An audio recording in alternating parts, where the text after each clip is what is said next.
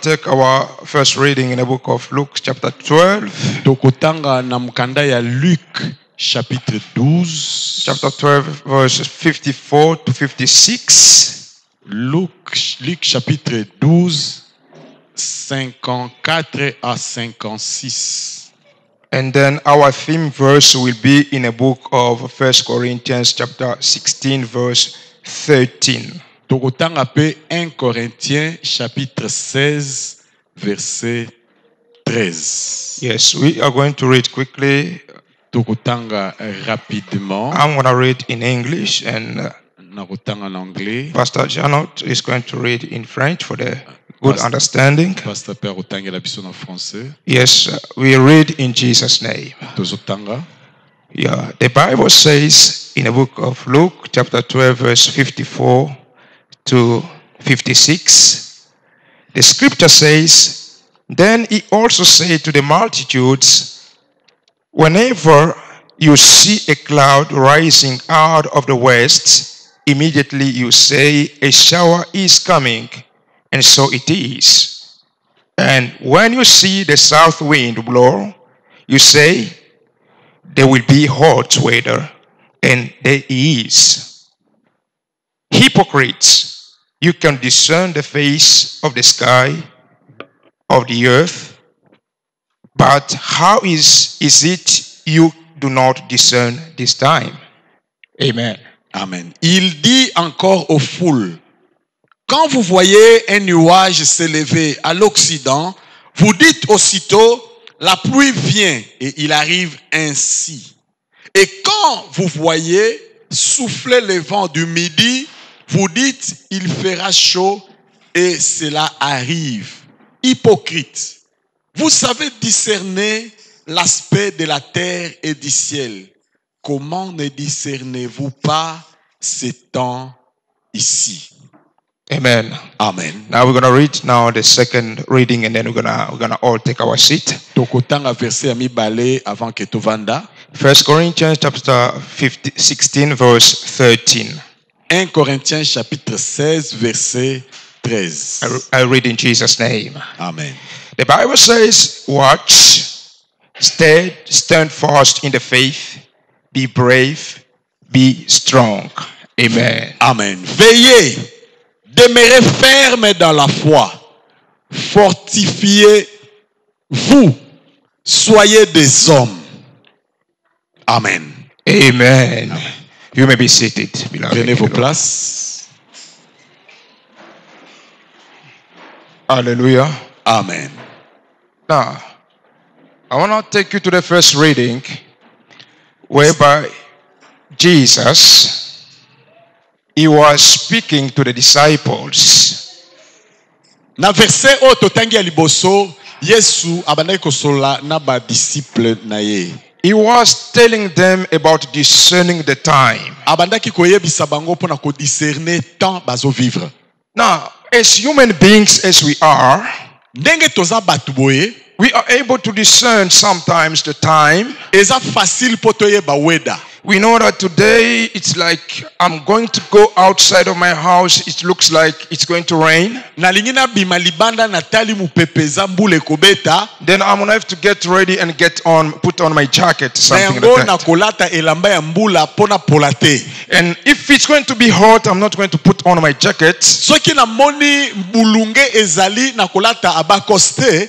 Why? Because I can be able to discern the time. Pona na yebi kotala na likolo pe komona ndenge weda ekosala. Now, Jesus, Sikoyo Yesu, he was telling to discern the time. ne temps oyo zo vivre. You can be able Oza capable to discern that this is summertime and Yeah. this is winter ya time. koyeba ke ezali été to ezali hiver. So how is it that you cannot discern the time that we are living in right now? Ndenge nini ozoyeba te ko comprendre temps ya lelo. Hallelujah. Amen.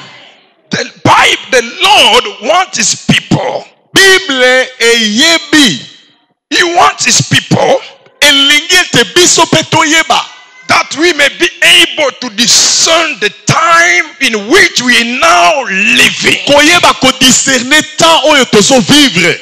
Hallelujah. Amen. What we are living today, it has been prophesied.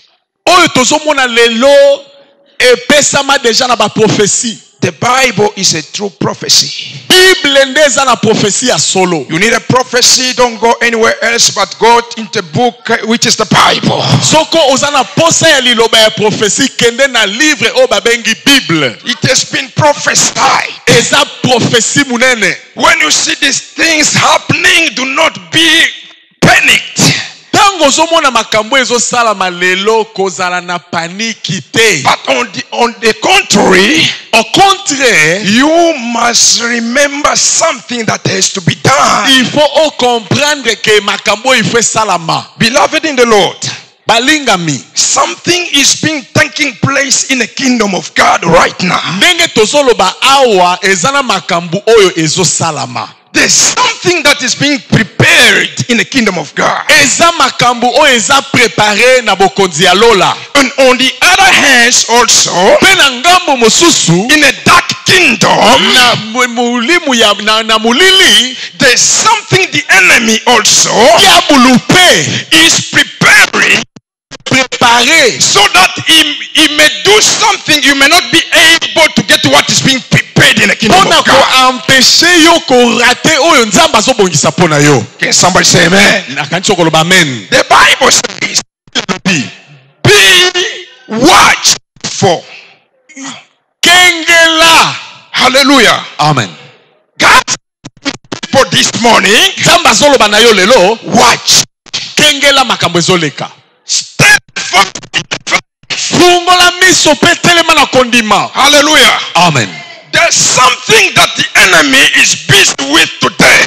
Diabulu azo préparer na ngambu na ye. Oh my God.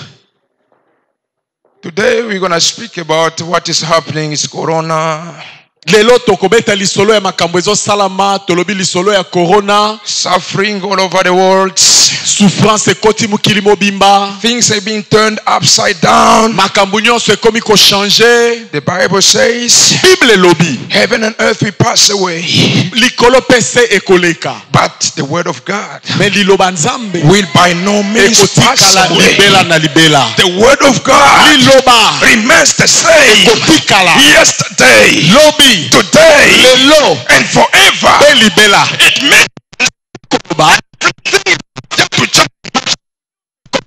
means hallelujah. Children of the Most High God, bande kobola muka. I want to tell you something. Do not be surprised. The attitude of the child of God on a daily basis. You must always expect the unexpected.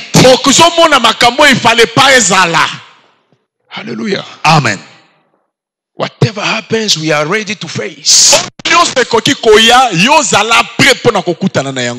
without wasting time, I'm going to speak about only 2 points. Point number 1, I will speak about stand fast in the faith. Am I talking to somebody here? So many people's faith is being shaken by the situation. People, they have hard time believing in God. Many people are asking themselves, where is God in all this is happening? Where is God? I want to tell you something. God is not far from you. The Bible says He made a promise to us. He said, I will never leave you nor forsake you. In whatever circumstance, in whatever situation that we might be faithful, the Lord God is with us.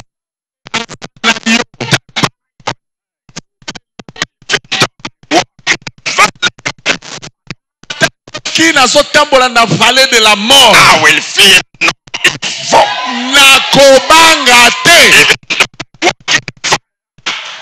Atana tamboli na vale.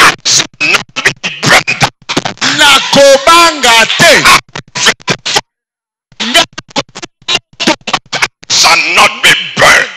kozika te.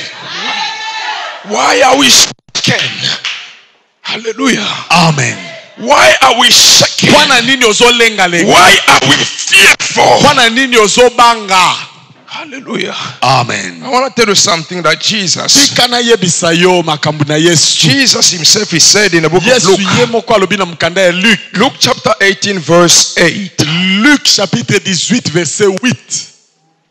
We're going to read from the second part of the scripture until the end. Tokotanga ngo a partir ya katikati ya verset oyo. Are we together here? Bozali awa na Can you liyo wave zala your wa hands neko? to the Lord if you are here? Tombola loboko na yo. Hallelujah. Namona ke ozali awa. Yes, let us go together. We're going to read in the book of Luke chapter 18 verse 8. Tozotanga na Luc chapitre 18 verset 8.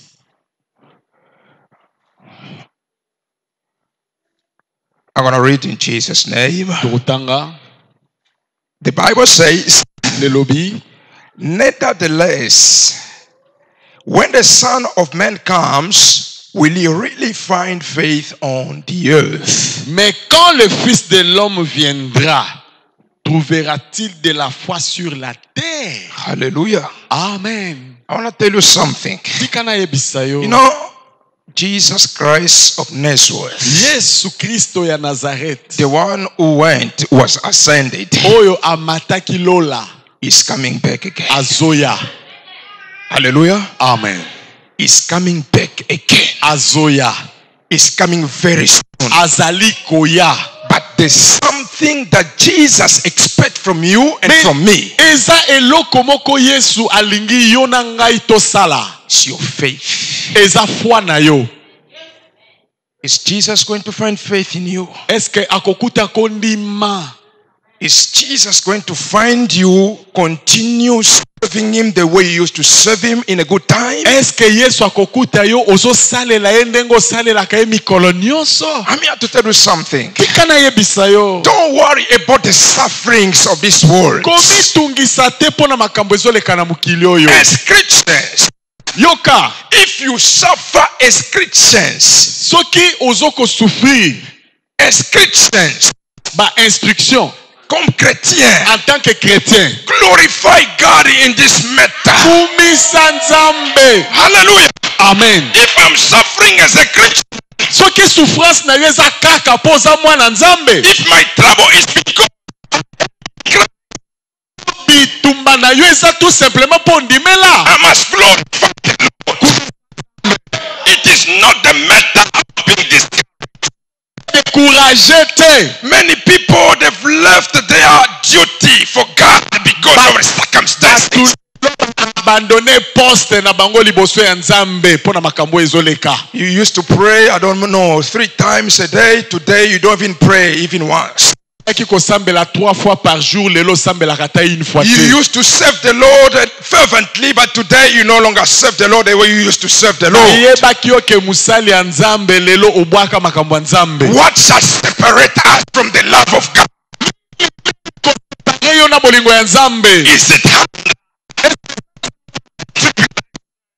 Tribulation.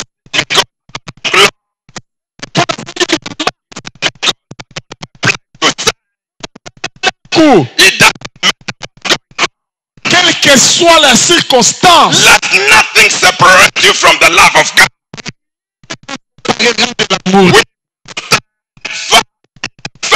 nous devons tenir ferme dans la foi. The faith is based on the word. La foi est basée sur la parole de Dieu. Hallelujah. Amen. Listen, the Bible says Bible lo Bible. we are hard pressed on every side, Basoko tindi kabiso na bangambu but nyonso. we are not crushed. Biso jamais bakonika biso. I want you to get the scripture. I want Yoka, you to get yoka the na scripture. tango, Let's go. yoka totango na Bible. 2 Corinthians chapter 4 verse 8 to 9. 2 Corinthiens chapitre 4, 8 à 9. Let us go quickly and read the scripture. Totango rapidement. 2 Corinthiens chapitre 4. Is there anybody else who's ready can read for us? Est-ce que ya We want somebody also to participate to this blessing. nalingi biso nyonso to participer fungola Bible na rapidement. The one who's ready. Oyo aza prêt. We are calling upon those who are reading the Bible quickly. Ba o bazo kotanga Bible rapidement. Yes, verse 8 to 9. Verset 8 à 9. Amen. Nous sommes pressés de toute manière. Yes. Maintenant, réduits à l'extrémité. Dans la détresse, maintenant, dans le désespoir. Yes. Persécutés, maintenant abandonnés. Abattus, maintenant perdus. Hallelujah. Hallelujah. Amen. Is there anybody can read us for us in English? Mutako kotangela biso na anglais rapidement. Yes. Yes. Yes. Yeah. Not in despair. Yes. Yes. Hallelujah. Amen. Amen. Amen. Listen. Amen. Church, listen to what God is telling you. Yoka oyo nzamba zoloba. You know, God is faithful. Nzamba za fidèle. You can be crushed on every side. Nothing is going on with you. Bitumba ekoko yela yo na bangambu nyonso. But God will make sure Menzambe ako make sure that you will never be crushed. bako réussir yo. God will make sure that we are perplexed but not in despair. Bakoki kotindika yo mais jamais bakonika yo. Why many people are being driven into desperation? Pona nini batu lelo baza na désespoir? Desperation. Désespoir. You don't have hope for the future. Donc avenir ezate. You are still alive, breathing in and out. Yo oza vivant, ozo pema, ozo tambola. The Bible says there is hope for the living.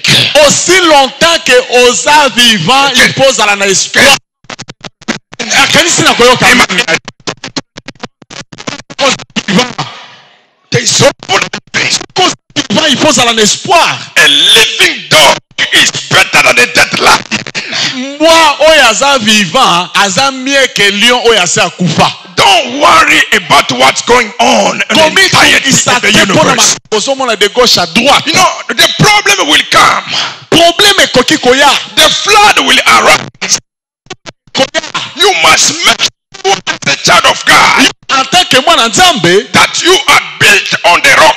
il faut yeba ke otongami na libanga. Hallelujah. Amen. The Bible says En tant que chrétien, we are building is like a man building his house. si muto ya tongi ndaku na ye, If he's building his house, na ndaku he does atimoli fondation. to the talking about him. Tangu nazoloba kotimola fondation. This is the time that you need to meditate more. Eli otinda na liloba. Because the word will allow you to stand. Hallelujah. Amen. You dug deep Timola. and then you are being built on the rock. Nde oche fondation na yo na The libanga. rock is Jesus Christ. Fondation. The flood will come. Pepe ekoya. Problem will arise. Koya. The wind will beat violently against that house, Kiko beta likolo na but ndaku. it could not. Ekoningisa yango te. You Okokweya take oza na fondation. because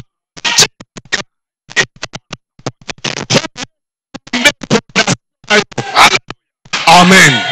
the devil is a liar. Diabolo aza lokuta. Doesn't matter whatever is throwing at you, Ata abwakeli yo mabanga. it will never affect your life. Ekosokisa yo te. Stand firm.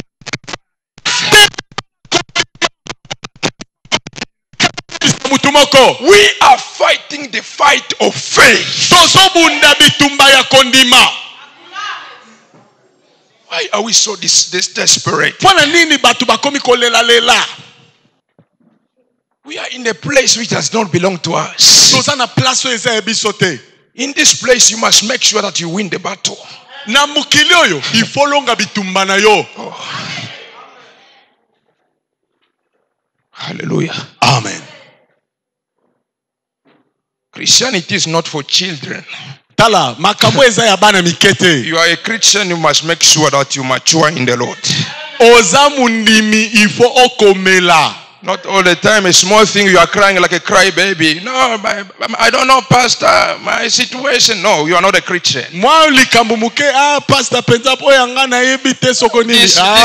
This life, you speak about problem. Those children of God who are in faith, they speak about solution. Yo za mwana nzambe oloba kaka lisolo ya ba problème na yo banda koloba siko makasolo ya solution. We are called to live by faith,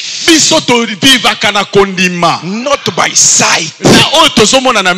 What we can see is temporary, but what we cannot see, where Jesus is coming to take us for, is eternal.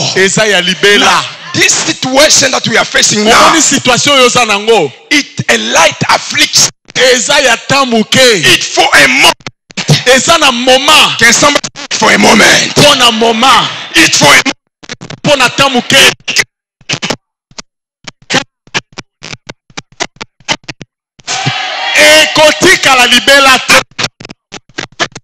Quelle que soit la situation,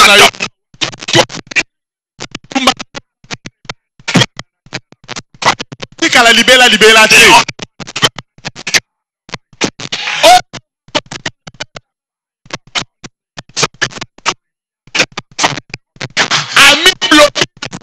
Pape Omega.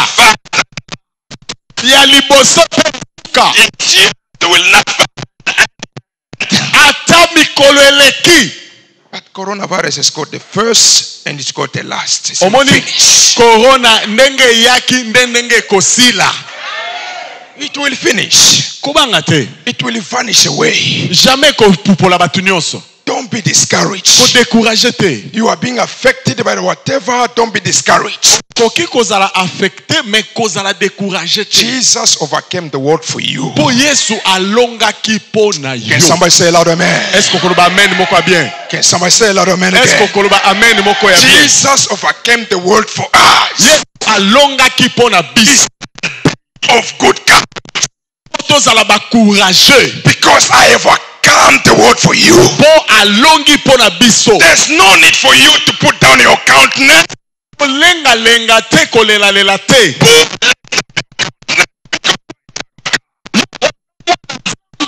Hallelujah. Amen. Listen, faith must be spoken. Il faut totato la kondima. I still remember. Nazo kanisa toujours. Paul the apostle. Apôtre Paul. He's one of the apostles that went through a lot. That man went through enough. Death. He was about to die. They beat him so much. He was persecuted. But there's one thing that encourages me the most. You know what he said before he died? He said, I fought the good fight. I finished the race. I kept the faith. My God, am I talking to somebody here? Keep your faith in Christ. No matter what's happening in your life right now. If you were about to lose your faith, say, Lord, help me to keep my faith. You know why? Because your faith is your victory. 1 John chapter 5 verse 4, the Bible says, hallelujah. The Bible says that whatever is born of God is an overcomer. This is the victory that overcomes the world. Your faith. The world the Bible is talking about is the world of challenges, troubles. You're already an overcomer. You can declare this morning that I am an overcomer in Jesus' name. Can somebody declare this by faith? They say, I am an overcomer in the name of Jesus. Declare it.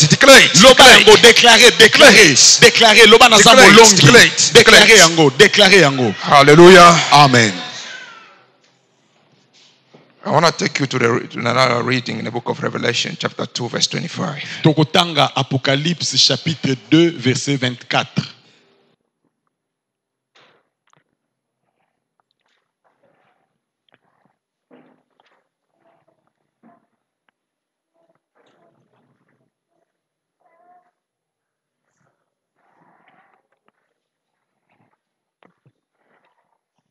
Can you read?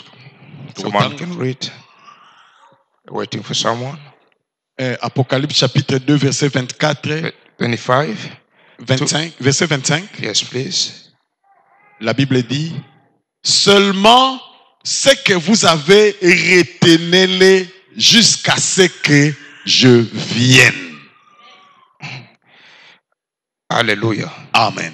Listen to what the Bible says. Yoka.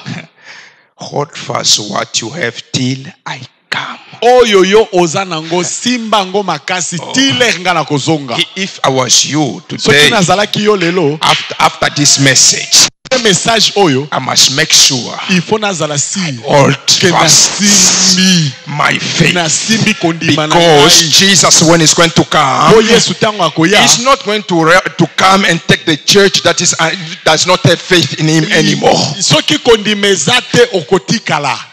Hallelujah. Amen.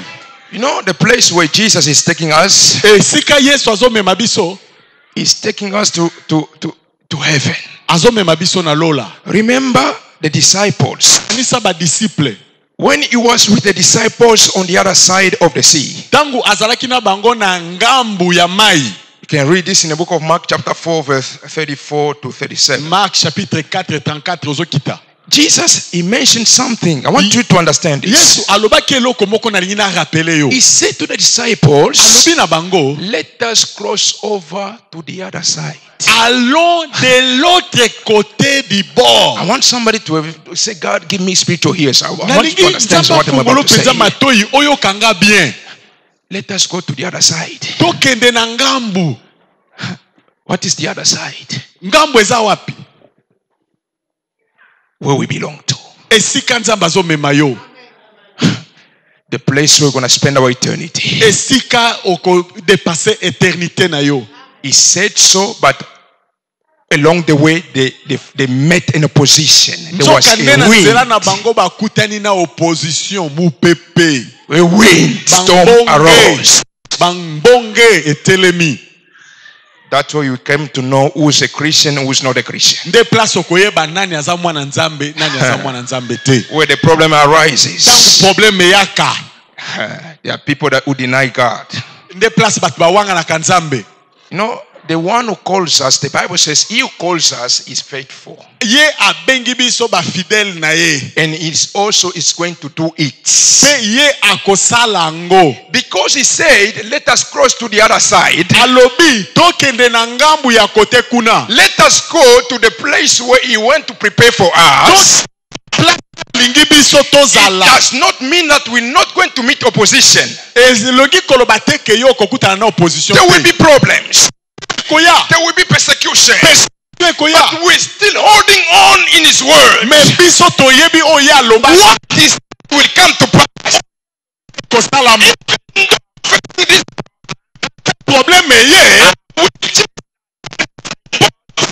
Kozala na Yesu na we kwa will tulanga. fight on the- Na kokoma na destiny. you will find to the other side. Tokatisa ngambu. You are afraid, and Jesus is asking, where is your faith? Ozobanga Yesu azotuna wapi kondima na yo. Maybe I'm going to die. Mba msusu nazo kufa. You sanitize your hands 7 times. I don't know, Ozo 100 sanitize times. maboko na yo 7 fois. Oh my God. Corona, corona, corona everywhere. Corona, corona. Corona lisolo kaka ya Yeah, corona. corona everywhere, corona. Corona yango na yango. We no longer speak about Jesus. Yo, We zotanga are lisusu promoting kombo ya coronavirus. Nde kotanga nde kombo ya maladi. Which name is above the name of Jesus? Na likolo ya kombo na Yesu. At the mention of the name of Jesus. Kombo na bolongo nyonso.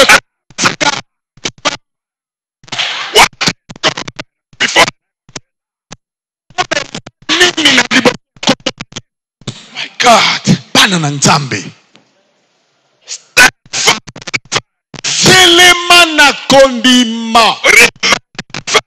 Vumela na kondima. To enter to the other not an easy thing.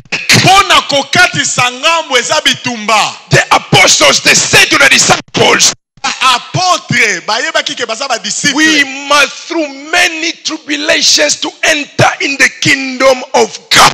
Bakutana na bitumba ya ndenge na ndenge po bakota. There will be perilous times in the last days. This is the last days that we are facing. Desiko yango tokomi na mikolo suka oyo balakaki ekomi No kokoma. matter what happens, Ata eye ndenge nini. remains in your faith Vumela na kondima. until you enter and rejoice. Tina ndenge okokota pe What you are osepela. facing right now Oyo somona lelo is for a moment. eza ya tamuke. Is for a moment. Eza ya tamuke. It came and to go. Ndenge eye ndenge ekoleka. Rejoice because the joy in heaven is great. Sepela po nzambe aza na lola. Put your hands together for the Lord Pona yobetela Jesus. maboko pona nzambe. Thank you, Lord. Hallelujah. Point number 2 I want to talk to you about. Yoka. Point number 2. Ya mibale. This is the very, very important one. Nde oyo ezali le plus important. The Bible, it's called watch. Watch. Kengela. Watch. Veiller. Hallelujah. Amen. Jesus he was not addressing this to those who are outside the world. Yesu abandaki koloba na bato eteke bato baza na libanda ya mukili. He was telling to the disciples. Sa bayekoli na ye. Today, Lelo. he's talking to Lelo Christians. azolobela yo. He's talking to me. Azolobela ngai. He's talking to you. Azolobela yo. Now he's saying, Pe alobi. watch. Veiller. Let's read. Matthew 25 verse 13. Matthieu 25, 13. 25, 13. Matthieu 25, 13.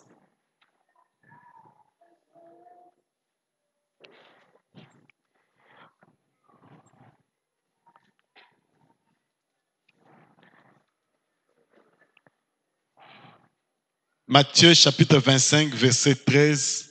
La Bible dit, veillez donc, puisque vous ne savez ni les jours, ni l'heure.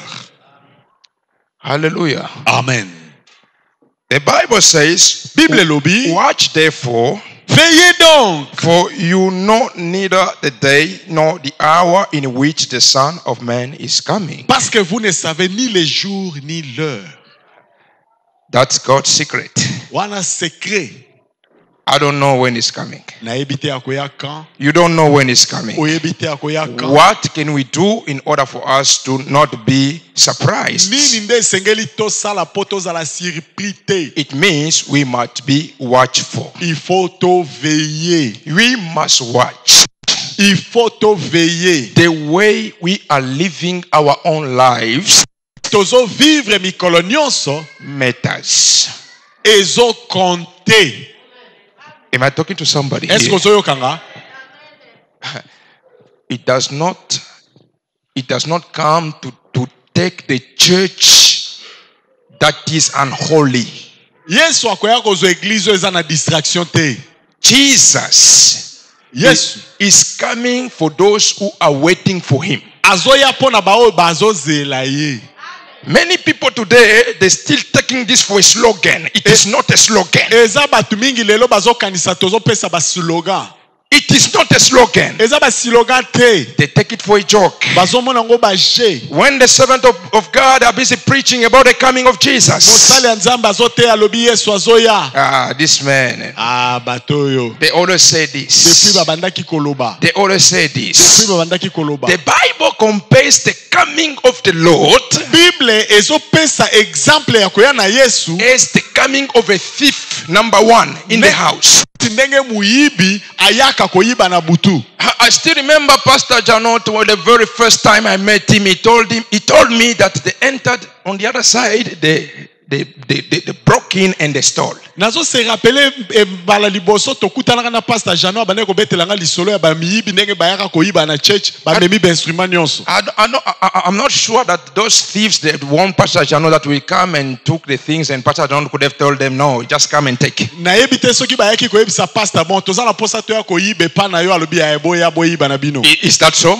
Est-ce que zandengwana? Is that so? Ezandengwana? Yes, they just came by the surprise. Baye par surprise. They never came and they never warned. They never even called Pastor Jano. They did not even have his cell phone number. Babenga kutute bazalata na phone te bayaka kabayibi. They just came and they took their own stuff. Baye bazui bakei. Now, I want you to understand something. The coming of our Lord. The coming of the great King.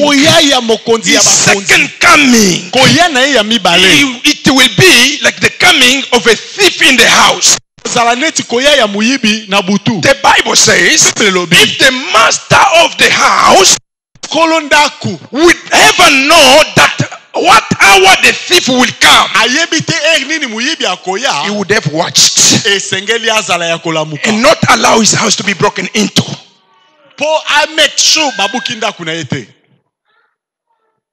You must be watchful. Don't take the word of God for granted.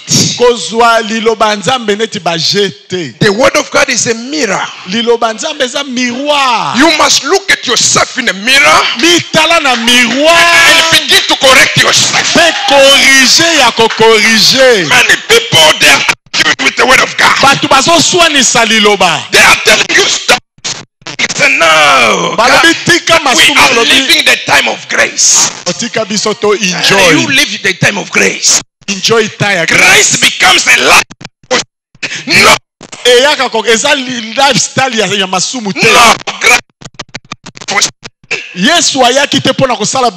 Grace tells us to depart from sin. Hallelujah. Amen. We are misunderstanding the scripture. Des fois, tu comprends raté. That's why many people will be deceived when Jesus will come. Many people will be ashamed. There are some who will tell them, I don't know you. Oh my God, it will be a shameful situation. Working in the church, serving the Lord, but you are not walking in the will of God. You are wasting your time. I'm here to tell you somebody, this is the time that you need to correct your life. This is the time that you need to check on the word.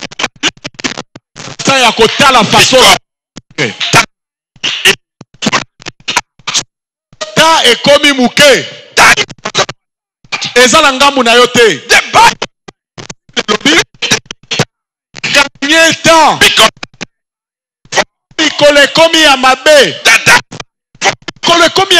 You must always ask yourself a question. If Jesus comes back now, am I going to be able to go with him? You are waiting for Jesus, but you've got problems with people. You've got quarrels with people everywhere. You are waiting for Jesus, but at your workplace you are a thief. There's no place for thieves in heaven. There's no place for fornicators in heaven. There's no place for adulterers in heaven. You've got a wife, but you still have eyes for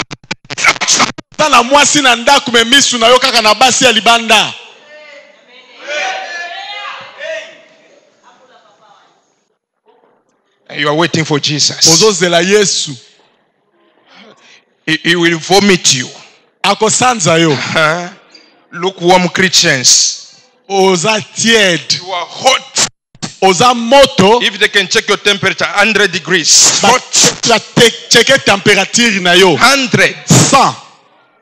100. On the other side, minus 12. Na ngambo Very mosusu cold. -10.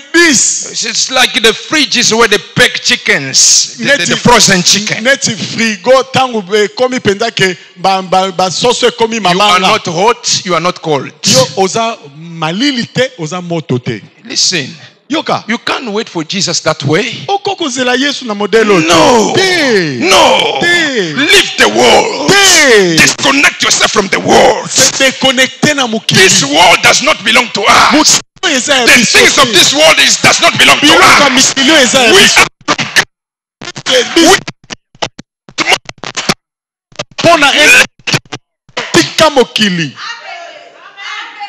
If you are waiting for Jesus, you must walk in Him. Ozozela Yesu esengeli ozala pre. Put Christ in you. Cha grâce na kati na yo. Christ should be your clothes, your uniform. Yesu azala elamba na yo. Everywhere you are going, you put Christ. Place nyonso otamboli na Yesu. Everywhere you go, put Christ. Tamboli na Yesu epai nyonso tamboli. Confess Jesus. Este Yesu na maloba na yo. Walk with Jesus. Tambola na ye tangu nyonso. Hallelujah. Amen. If it's not the coming of Christ, even death can surprise you. Koya na Yesu ezala surprise te pona yo. If Jesus does not come, Soko Yesu aye na Now. te sikoyo. I know He's coming. Na yebi kazoya. But there's another thing. Meze eloko mususu. Death can surprise. Liwa pe ekoki koya. There's something that when the Spirit speak about people, they don't want to hear this. Whether you like it or not, it's a reality. Wana penza batu balinga kutu bayebisa bango lisolo te me olinga te. Eza réalité. You know, I'm not afraid of death. Ngana koko banga liwa te. I'm ready all the time. Naza pre anytime. If I die today, Soke salami ke na kufi lelo. yes, I'm going to rest. Na yebi ke na ke kopema. The Bible says, Bible lobi. for us to live, Paul the Apostle said, Paul apôtre lobi. Philippians chapter 1 verse 4, Philippiens 4 verset 1. he said, for me to live Pona ngana vivre is Christ, eza Yesu. but to die Me pona kokufa. is gain. Come again, say it again. God, can somebody say amen? Yoka. Gain. Eza bénéfice. Flesh and blood will not inherit the kingdom of God. There's no place for this body. Zoto na makila eza pona kokota lola te. This body is very dirty that up there. Yoyo eza deja ya kubeba. For us to be there and enjoy with the Lord for eternity, we're going to have a glorified body. Poto sepela na éternité esengeli tozala na corps glorifié. Am I talking to somebody here? Est-ce que zola ndangai? Blessed are those who die in the Lord, Ba pambola ma bao bazokufa na kati na for Yesu. they shall rest Po ba kopema and their works will follow them. pe ba misala na bango ekolanda You bango. must make sure that your works are pleasant in the sight of God. Zala sir ke misala na yo ezo sepelisa Nzambe. Many people, they are just church goers. Batu mingi na makambo azosala 2 hours in church, 2 heures na église. but the rest of the week you are in the world. Semaine mobimba azana mukili. You are wasting your time. Ozo leksa air na yo. But you must be a 24/7 Christian. Mais yo il faut ozala chrétien 24 heures sur Even 24. though I die, I'm going to rest. Kufi oyebi ke oke na yo kopema. Death will never be a surprise for you. Liwa eko surprendre yo te. I want to give you almost the last scripture here. Tuka na pesa écriture ya suka. I want you to understand something Na here. bingo comprendre awa. Revelation chapter 16 verse 15. Revelation. Apocalypse. Revelation chapter 16 verse 15. Apocalypse chapitre 16 verset 15. Let us go quickly. Tout en ango rapidement. Apocalypse chapitre 16 verset 15, la Bible dit, voici, je viens comme un voleur. Heureux celui qui veille et qui garde ses vêtements, afin qu'il ne marche pas nu comme on ne voit pas sa honte. Hallelujah. Amen. The Bible says, behold, I'm coming as a thief. Blessed is he who watches and keeps his garments, lest he walk naked and they see his shame. Hallelujah. Amen. Now, we're going to read also the last one in order for us to conclude. We're still in Revelation 22, verse 11 to 12. Let us go quickly. Apocalypse chapitre 22, verset 12. 20, verse 11 to 12. Verset 11, 12. Yes. Apocalypse chapitre 22, verset 11, 12. La Bible dit que celui qui est injuste soit encore injuste. Que celui qui est souillé se souille encore. Yes. Et que le juste pratique encore la justice. Et que celui qui est saint se sanctifie davantage. Voici, je viens bientôt et ma rétribution est avec moi pour rendre à chacun selon ce qui est son œuvre. Hallelujah. Amen. We know Jesus said Yesu alobi in the first scripture that we just read, na o totangaki ya liboso, keep your garment clean. batela bilamba na yo propre. You know, I've never seen somebody. Jesus is the bridegroom, Yesu aza mobali ya libala, but we are the bride. biso nde mwasi ya libala. How can the bride prepare himself for the marriage, for the Ndenge wedding? nini mwasi ya libala akoki ko se préparer pour na libala na I've ye? never seen somebody who's engaged, a woman who's engaged to a man. Nano namona te mwasi oyo aza fiancé, She doesn't dream about that day. mais akanisaka kutu mukolo ya libala na ye te. I'm talking to mothers here. Na kanisi ozolanda Those ngai. who are married, I'm Ba talking oyo to you. oyo ba experimenta libala ba Even those who are comprendre. not married yet, they are Ata kutu obali nanu engaged. te oza fiancé. You've got somebody who's made a promise that I Oza will na marry mutu you. oyo apromettre yo ke ngana yo tokobalana. He's looking for money to marry you. Ye azo se préparer pour na mbongo ya He's libala. doing all his best to marry Azo you. sala makambo nyonso, azo se You are préparer. doing some preparation for the wedding. Yo pe ozo se préparer pour na libala. You as a woman, Mais yo sikoyo mwasi ya libala, what will be your dream? ndoto na yo ekozala nini? Oh my God. You will go and begin to buy some nice shoes. Okobanda ke deja komeka ba sapatu na magasin. But I think the very first thing that you're going to get is a garment. Mais eloko ya liboso ko préparer eza robe na yo ya mariage. Garment will be the number one. Robe ya mariage eza numéro 1. And you will make sure that the garment does not have any stain. Pe il It's faut very make sure white. que eza penza ya pembe. Am I talking to ladies here? Est-ce que ozolanda ngai? Huh? The garment should be what? Elamba ya pembe. Clean. For the wedding. Pona nini? Mariage.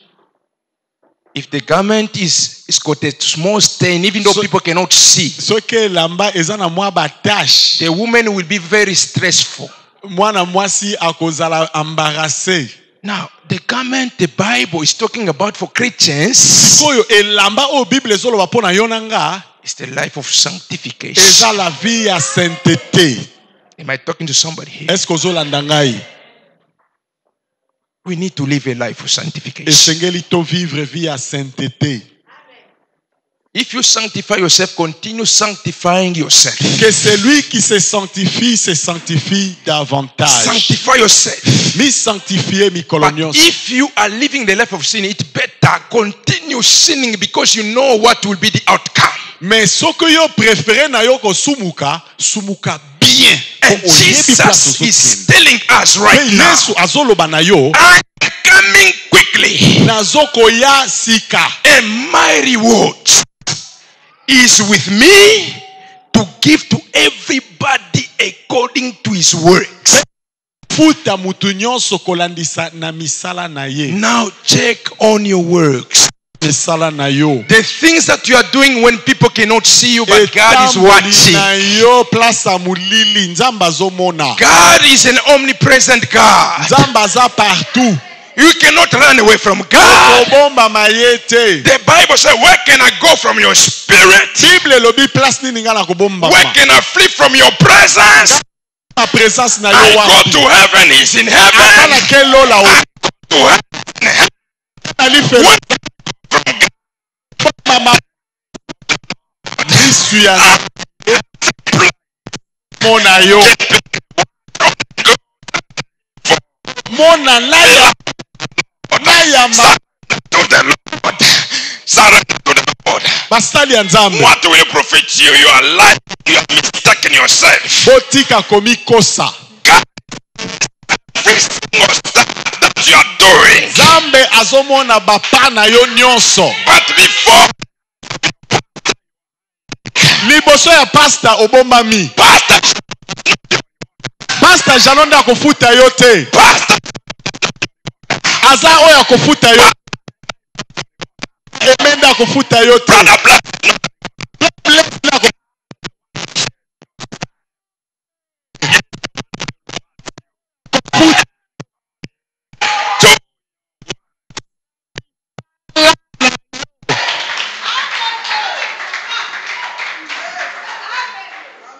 Check on your works. Misala na yo. Now it's time. Lelo. Now it's time. God is saying. Dengonga ikoki. After this moment does not belong to you. Soki ngongo eleki eza su ya yote. You don't know what a day may bring forth. Oyebite nini ekosalama. Now is for you and for me. Sikoyo eza ta epesameli yo na ngai. The Bible says, if today you will hear this word, soko lelo oyoki liloba na ye. do not harden your heart as it was in your rebellion. Ko kanga motema teneti ba rebel. Begin to change Banda your way. ko changer.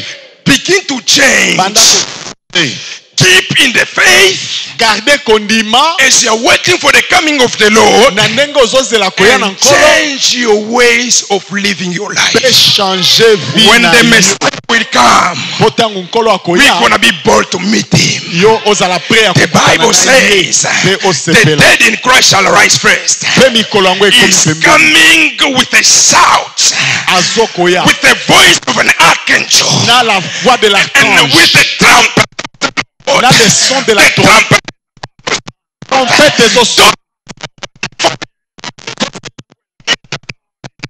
Kutana.